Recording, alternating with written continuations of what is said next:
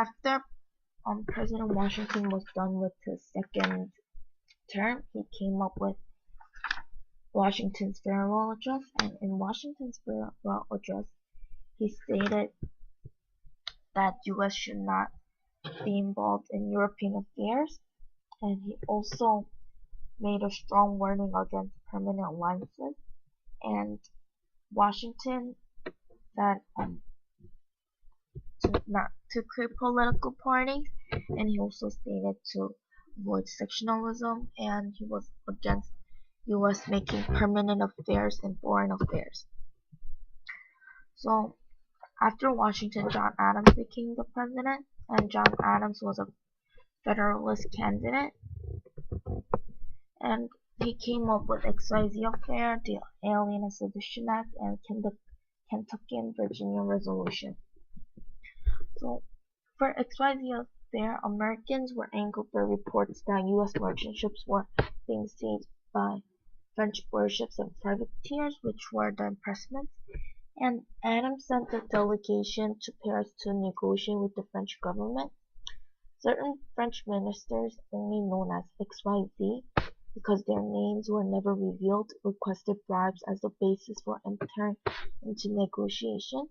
The American delegates indignantly refused, and the newspaper reports of the demands made by XYZ infuriated many Americans who now clamored for war against France. President Adams, on the other hand, resisted the popular sentiment for a war, recognizing that the U.S. Army and Navy were not yet strong enough to fight a major war. The president avoided war and sent new ministers to Paris. So public anger against France threatened the Federalists in the congressional election of 1798. Toward the end, Federalists adopted these laws, which were the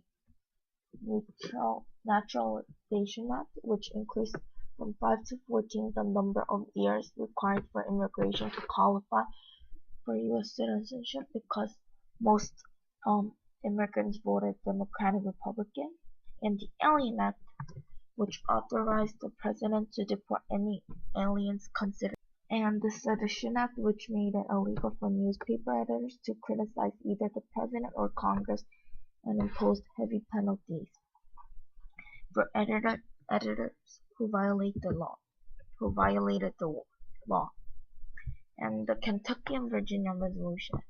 So Republicans argued that the Alien and Sedition Act violated rights guaranteed by the First Amendment of the Constitution, and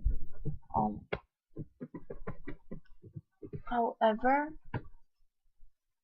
Republican leaders challenged the legislation of the Federalist Congress by enacting nullifying laws of their own in the state legislature.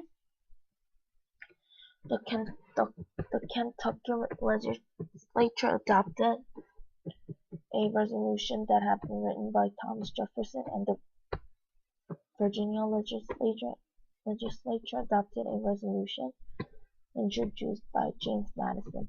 Both resolutions declared that the states had entered into a compact in forming the national government, and therefore if any act of the federal government broke the compact, a state could nullify the federal law. Although only Kentucky and Virginia adopted nullifying resolution in 1799, they set forth an argument and rationale that will be widely used in nullification controversy of the 1830s.